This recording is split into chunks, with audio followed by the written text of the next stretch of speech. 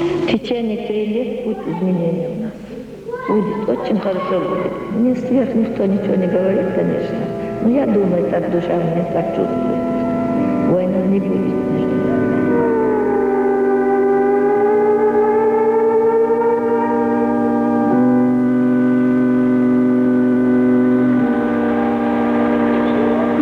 Почему-то, как с Москвы приедет, почему-то я верю. Вот что-то, какая-то надежда бывает. Вот, почему, я вот не знаю. Да, ну, Господи. Ну, просто, ну, чтобы люди действительно правду увидели. Дай Бог. Ну, какая-нибудь роль вы играете в этом деле? Или просто? Никакой. Никакой. Просто мир. Как вообще?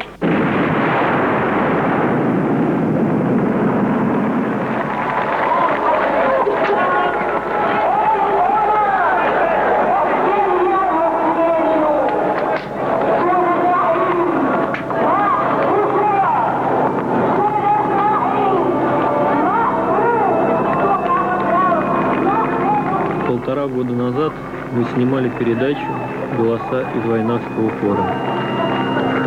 В ней мы рассказывали о чеченцах и ингушах, об их обычаях, истории, своеобразной культуре.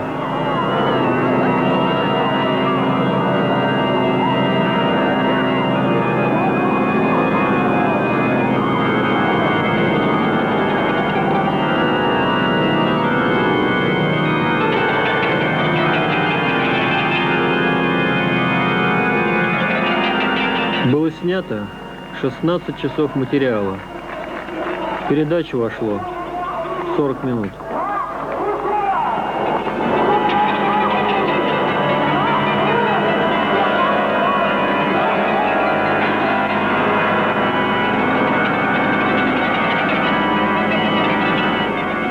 На этот стадион в День независимости Чеченской Республики мы попали почти случайно. Было даже немного досадно, что съемочный день потрачен впустую, в жаре и суматохе. Сейчас эти кадры стали историей.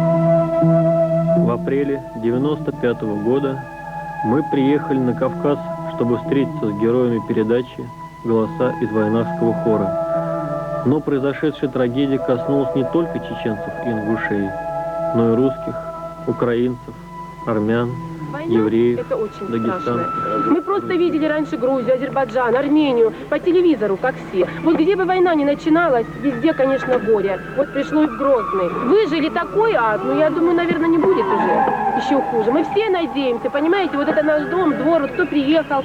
Мы все были здесь войну, я же говорю. Тут вот так, клочочек наш был. Все вместе пили, кормились, ели, убегали. Мы все были вот так, в кулачке. А сейчас что? Мы вышли, мы улыбаемся. А что нам делать? Вот пришли наши люди, которые мы молились, чтобы они выжили у нас. Слава Богу. Дети скоро наши придут. Мы много плакали. В том печати, когда сидели снайпера, не, вот мою маму застрелили. А снайпер чеченский? Конечно, да тогда еще был чеченский. Вот, это наши российские снайперы. Вот они, вот они. Это было до того, до этой части. А до этого, черт его знает, там не разбирали, кто именно. Или маджахеды, или российские. Вот раненого у нас одного ранило, это российский снайпер ранил его. Это только я собрал. Которые в квартирах. В квартирах, которые со смещенным центром, вот они. Мы потеряли здоровье. Знаете, Было да, страшно? Ну как вы думаете, 28 часов непрерывных снаряды летели через наши головы. 28 часов, каждые 5-6 секунд. 5-6 секунд. Наши были дети маленькие. Они прошли всю войну с нами. В подвалах. 4 домов. 41 человек был здесь. Больше никого нет. Старики, ну те, которые не могли уехать. Ужасы войны все пережили. Я 4-летним ребенком. Скажите, а вы кто по национальности? Русский. Вы русский? Да. Тетя Аня. Я местный. отставник. Местный. Мои деды, отцы, все здесь жили. И вы не собирались отсюда выжить? Нет. И не уеду. Нам некуда ехать. А куда же ехать, скажите? Куда? Где нас кто ждет? Даже те беженцы, которые У меня столько денег нету, чтобы за одну комнату платить 20 тысяч долларов. У меня нет таких денег. Денег нет. А цены в России какие? Дай Бог, Куда чтобы бежать? выжить, чтобы на питание хватило. Скажите, ну вот тут ведь говорят, что русское население очень сильно было обижено Чем? отдельными чеченцами. Чем? Неправда. Чем? Обижены были все, не только русские. Да. Все, им разницы не было. Преступнику разницы нет, это какая национальность. Но ведь надо было когда-нибудь с этим заканчивать. От них страдали все. Вот мы живем, он чеченец, русский. Он обидел меня? Нет. Я его обидел? Нет. Живем же. Ну ведь Если бы мне не помогали по похоронах и в питании, я бы давно уже, и мать у меня 2 года лежала с лишним рак позвонка. Все помогали. Все помогали друг другу. войну И все. питание, и все, продукты все давали. Спасибо, если бы не члены, так не знаю, кто мы не выжили бы русские бы. Помогали, Вот так. все помогали. Не знаю, может... И хоронить, и во всем, все помогали нет, русские, ну, эти мы члены. очень дружно. Неправда, у нас очень дружно. Просто кому-то нужна была эта война. Вот мы до сути никак не дойдем. Для чего устроили этот геноцид в этой республике? Это совместный сговор у них. Иначе назвать невозможно по практическим делам, которые произошли. Вот проезжаете. Мы не понимаем эту Посмотрите, войну. сколько этот дворец белый, как мы называем, стоял он. Ничего его не задевал, а город рушили. Вы посмотрите, Дудаевский Рядом дом, он Лачушка. недавно здесь Где находится, назвали? вот недалеко здесь. Его дом стоит, а квартала вообще ничего нету. Это как называется?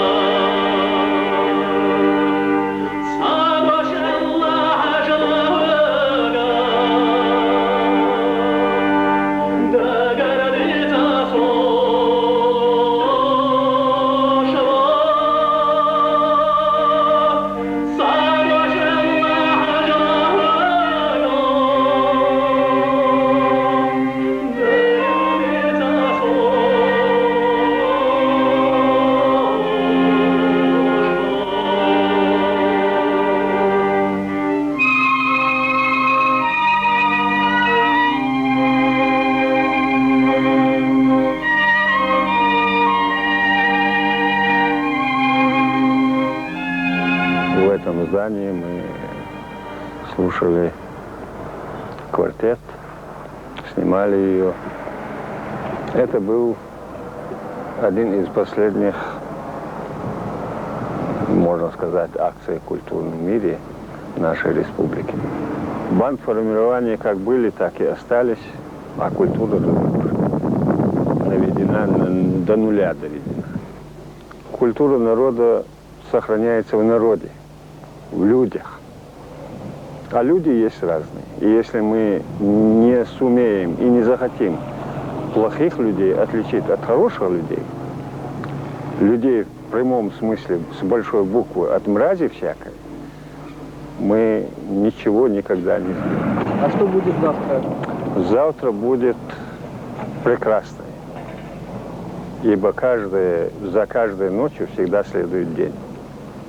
И за каждым плохим всегда следует хороший. А откуда у вас такая уверенность? Мы живы. Да и знаешь, Оля, мир не без добрых людей. В самой России тысячи, десятки и сотни тысяч людей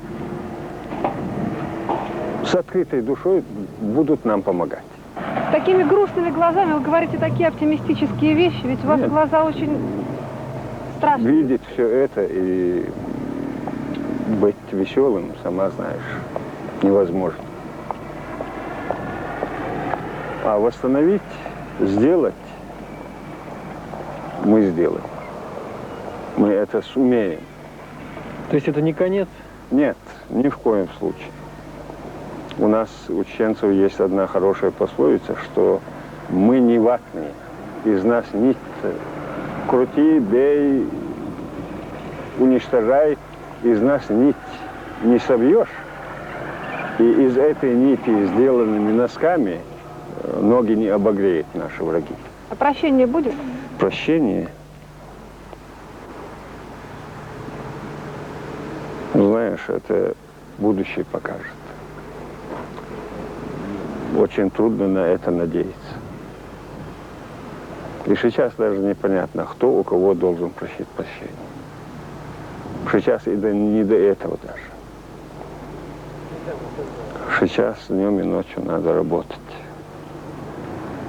Вчера смерть была здесь, сегодня она переместилась в другое место и продолжает двигаться. Продолжает. Да и мы здесь стоя, сейчас, сию минуту мы живы, а может через 10 минут нас не быть. Ну, обстановка такая. Мы по дороге идешь и не знаешь, с какой стороны тебя лопнет.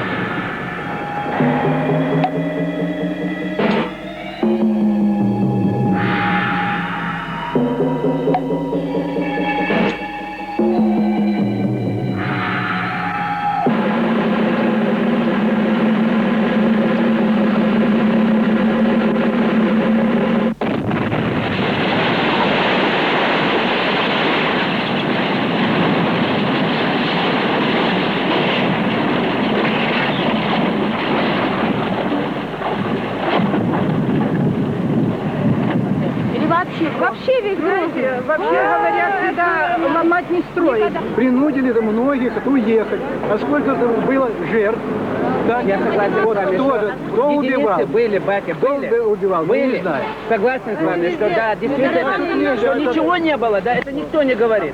А большинство уезжали, и вот я вам говорю, уезжали, продавали свои квартиры за миллионы, потом как беженцы, подождите, получали миллионы, а теперь возвращаются и обратно же отнимают свои квартиры. И вот вы мне скажите, что это не так. В школе мы, когда учились, уже после став взрослой, я только узнала, что, оказывается, вот тот у нас был той национальности, этот той национальности был, это уже потом я для себя выяснила. Как вот туда им встал, так и началось все.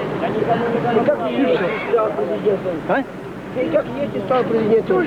Каждый год события, каждый год уничтожение.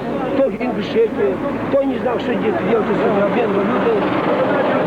Началось еще с Горбачева. Все. Горбачева начали.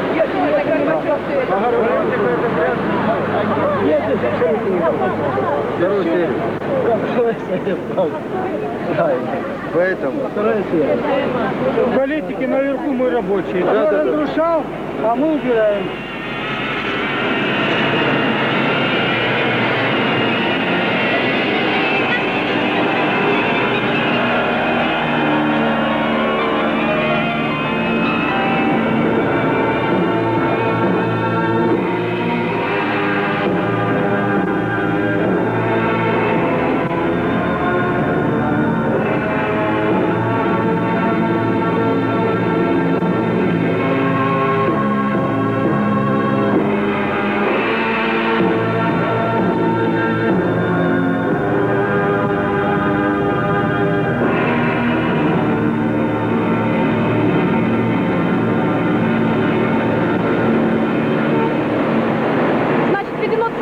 бомбленные? Пока целые. Будем рассчитывать, что не будет бомбить. Вы надеетесь на хорошее? Очень надеюсь.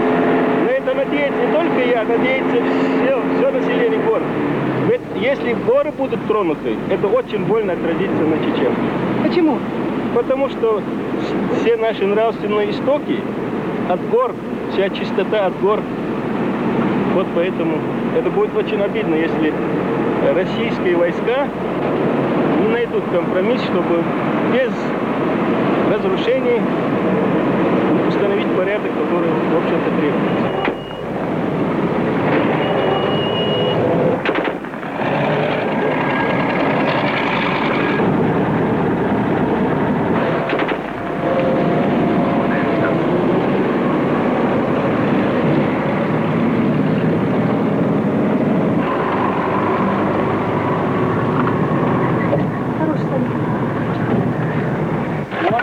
Снимите. И он машину посмотреть, что он Стреляли, видите? Вот, вот отсюда подойди. Вот, смотрите, сколько. Меня стреляют. Вот это. Видите? Он бросил аж туда. Это кто стрелял? Вот солдаты стреляли. А вы откуда? Стреляли. Я домой сегодня. едем. А какой сын? И дома в селе бомбят. Будет мир или не будет мир? Скажите. Мир? Да. Не может такого мира быть. Вы же видите, что здесь происходит.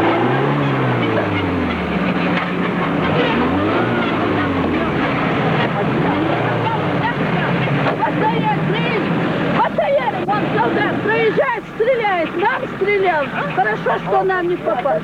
Любой машиной они стреляют. Какой же мир должен, вот видишь, они же сами пустили люди, каждый в свое село. Что делают? Ночь ходят, по дворам, по домам ходят, бьет ночь по ночам нам. У нас нет, у нее тоже нет. Это дочка? Да. И в больнице мне надо заходить, нигде нет. Вот вчера пацана застрелили. Беременная жена осталась. А вы говорите, какая может быть эта самая правда войны? Нету правды. В войне Никакой. нету правды. В Никакой войне правды есть либо побежденные, либо победители, а победители не судят. Вот мы снимали в Грозный, и вот там вот красный флаг с символикой РСФСР. Вы имеете право вешать разные флаги, что ли, на свои? Это сами имеешь. А? Девушка, вы любили раньше Великий Могучий Советский Союз? С развалом Великого Могучего при содействии некоторых политических деятелей и некоторых политических структур начала жизнь вот такая дебоширная. Да нам люди здесь иногда радуются. Люди нас здесь встречают с хлебом и солью, нормальные люди. А те, кто нас встречает с оружием, тот еще Александр Суворов сказал, кто к нам с мечом придет, от меча и погибнет. Есть Александр Невский, а есть еще другие слова, Ермолова, народы Кавказа воспитанию не подлежат. Дальше продолжать. Почитайте, они подлежат уничтожению. Вы лучше бы, чем снимать вот этих бедных несчастных чеченов, которые ездят на иномарках, на машинах, на таких, которых дома двухэтажные. Вы бы сняли бы жизнь обыкновенных российских солдат. Ведь вы посмотрите, вы у него спросите, у этого запыленного пацана, чем он питается, что он кушает, как он живет. Солдаты ходят, попрошайничают. У женщин, наши женщины помогают и постоянно их подкармливают. Я живу сама на поселке Березка. И если даже что покупают, вот честно слово, клянусь своей жизнью, только пирожки и чипа-чупсы. Ничего более солдаты купить не могли. И приходили в таком плачевном состоянии, что если их родители здесь видели бы, наверное, поднялась бы вся Россия, чтобы их сыновей вернули обратно в свои части. И вот позаморозили, поотморозили, не знаю, вперед посылали, на минные поля. Первые подрывали солдаты, бомбы в город вошли, солдафоны все, на их голову бросали ракетно-бомбу ударить. Потом, когда уже город был взят, туда зашли чистенькие, с нуля бронежилетов, все наемники, спецназовцы, ОМОНовцы, все такие солидные. И пошли, сами здесь все свидетели, как проходил спецназ, ломал двери, выносил все путевое, телевизоры, магнитофоны, все, что вот можно было потом легко продать, не вывозя отсюда. Солдаты все ходят чуть ли не босые, зимой. Зимой была страшная зима такая прям.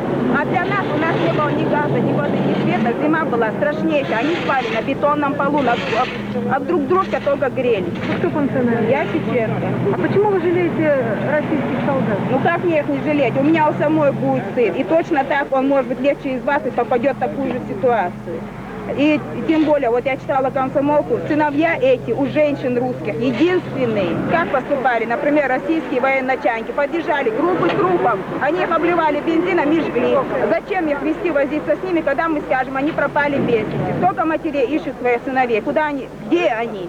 Они все здесь лежат, их поели собаки, по ним ездили танки, никто их не жалел полностью. Просто за каждого солдата американской армии, за каждого солдата несет ответственность Министерство обороны, Пентагон, понимаешь, несет. Она за каждого солдата.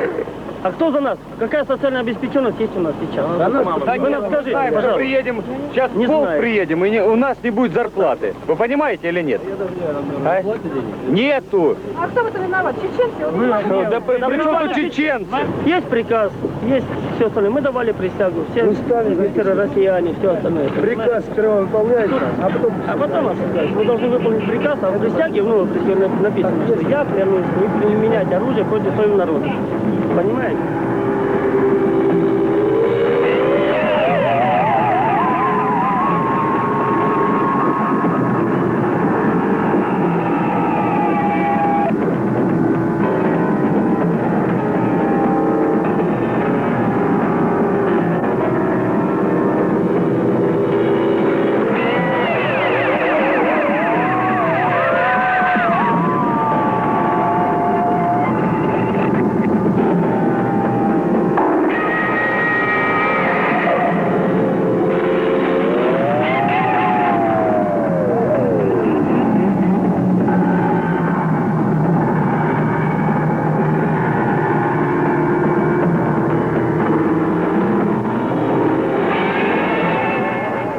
Ехали мимо пригорода Аргуна в село Мескер-Юрт, где 1,5 года назад снимали большой праздник – открытие мечети.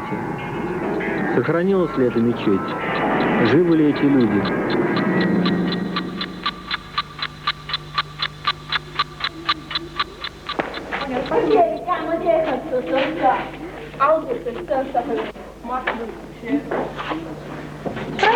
Здравствуйте.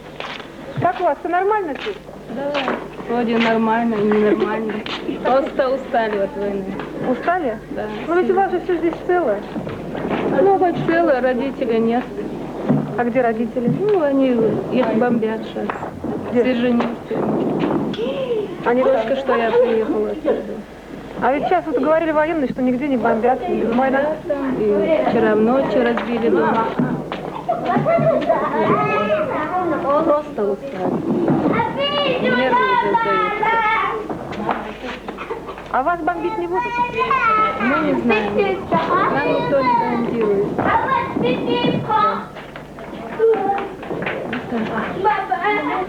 Здесь война? Да. Ну, мы слышим постоянно канонаду. Да какая канонада? Как объяснить вам? Мины находят, снаряды находят. И не оставляют же, допустим, в огородах, там, в домах, правильно? Их собирают в одну кучу и взрывают. Вот. То есть войны не ведется сейчас нигде, как Да таковой? практически уже нет. Мы хотим разобраться. Мы не потому, что там хотим сугубо армию обвинять. Мы армию тоже понимаем, что армия она разная. Но вот вы сейчас встали, вот смотрите, вот стоят эти люди, они на вас смотрят. Какое у вас чувство?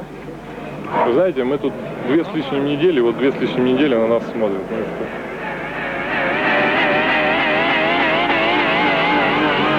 Почему мы должны воевать и убивать друг друга? Мы скоро, как только мир установится, будем ездить к вам, вы к нам.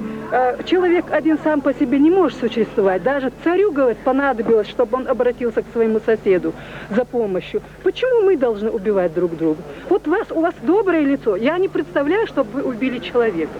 Не могу себе это представить. Просто не могу. По женской логике или у меня интуиция или сердце. Желаю вам уехать всем, чтобы ни одного больше выстрела вы не сделали. Ну, это спасибо, конечно. Вот мое это последнее так желание. мы и сами этого желаем. Представьте себе, все мы на земле живем один раз. Неужели хоть один раз мы не должны увидеть счастье? У вас девушки есть, например. Вот наши парни, успев жениться, они уже умерли. Когда только вот песню слышу, которые они любили эти песни, я просто плачу. Хорошо, что меня это не затронуло, моих. Но все равно, это подумать не только о сегодняшнем дне, а о завтрашнем. Ведь нам же еще жить. Мы хотим, чтобы этот мир сохранился. Как клумба, в которой разные цветы. Нам же нравится, когда разные. Пожалуйста, уезжайте. И хочу, чтобы вы все своих матерей увидели. И наши, чтобы увидели. Мы же не хотим убивать друг друга. Пожалуйста, счастливо всем.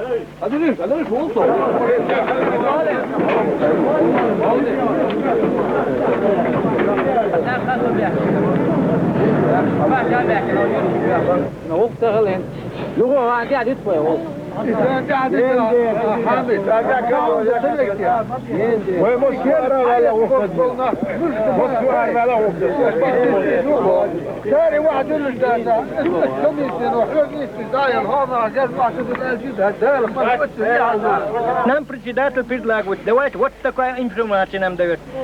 Мирному давайте, если у кого есть какое-нибудь орудие там, что есть, отдайте, если нашли, если вам кто не дали его. Нам его не нужно, действительно не нужно. Мне он за 60 лет не нужен был и дальше не нужен. Вот об этом и у нас речь идет сейчас. Мы хотим мирно, чтобы спокойно спали. Мы старались, нас не били. Но нас бьют. Кругом окружено село. Коров нельзя выгонять. Скот нельзя выгонять. Сеять нельзя, пахать нельзя. Заминировано. Месяц, недели, два пройдет, годовой урожай пропал. Мы голодные, мы боссы. Нас, вот когда нас будет бить. Вы поняли меня? А то, что мир, действительно люди хотят мир, дружно жить. Мы всегда спокон веков жили среди русских, россиянами. И мы сейчас будем жить и хотим жить. Но не надо таким армадам пугать детей, все психически больные люди, вы понимаете, психически больные. Собаки даже вон вверх смотрят, вот так. На небо смотрят, самолет самолет, когда летит самолет, вот так вверх. Рядом села бомбят, мы прячемся, дети прячутся. Еще язык высказать, ребенок не учился, она во дворе бегает и ходит ребенок. Вы понимаете, до чего пугает людей? Это еще цветочки. Самолет не снизу летит.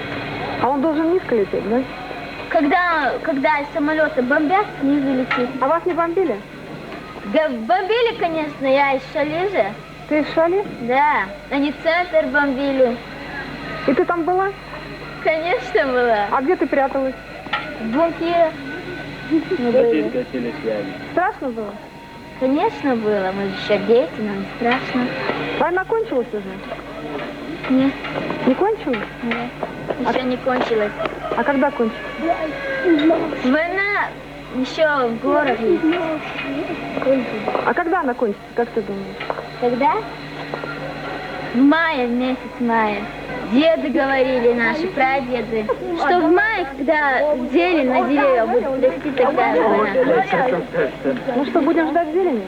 А сейчас уже зелень, видишь, уже зеленые деревья. Не, не в том смысле. Ну, например, это груша, яблоко, когда это бывает. Цвести будут, да? Ты ждешь этого? Конечно, жду.